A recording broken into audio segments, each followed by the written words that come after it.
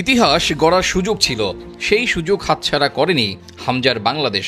ছোট দেশ সান মারিনোর মাটিতে তাদের বিপক্ষে এক ঐতিহাসিক জয় নিয়েই মাঠ ছাড়ল লাল সবুজ প্রতিনিধিরা। প্রথমবার ইউরোপের মাটিতে গিয়ে জয় ছিনিয়ে নিল থমাস ডুলির শিষ্যরা। হোক না র্যাঙ্কিংয়ে 211 নম্বরে থাকা সান মারিনো, তবুও জয়টা বিশেষ কোটি কোটি সমর্থকদের জন্য। তপু বর্মন, বাংলার রামোস খ্যাত এই ফুটবলারের দুর্দান্ত নৈপুণ্যে জয় নিয়ে মাঠ ছাড়ে লাল সবুজরা।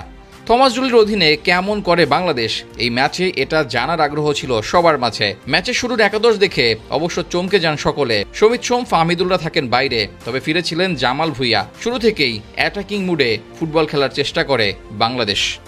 সাফল্য পেতে অবশ্য খুব বেশি বেগ পেতে হয়নি। ম্যাচের 19তম মিনিটে ডান প্রান্ত থেকে বাড়ানো বল হেড দিয়ে জালে জড়ান তপু বর্মন।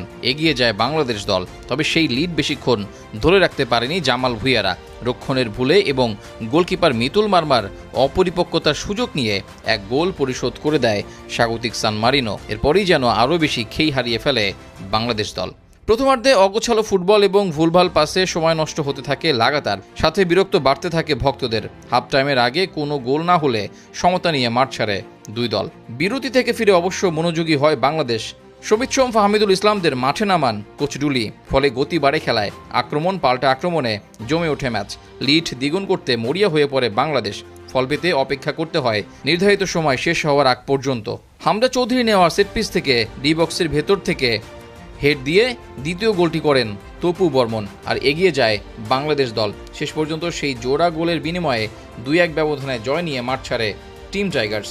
ইউরোপের মাটিতে এটাই ছিল বাংলাদেশের ইতিহাসে প্রথম কোনো ম্যাচ জয়। সেখানেই প্রবাসীদের দেন ম্যাচ জয়ের আনন্দ, কোচ থমাস ডুলিকে দেন ম্যাচ জয়ের উপহার।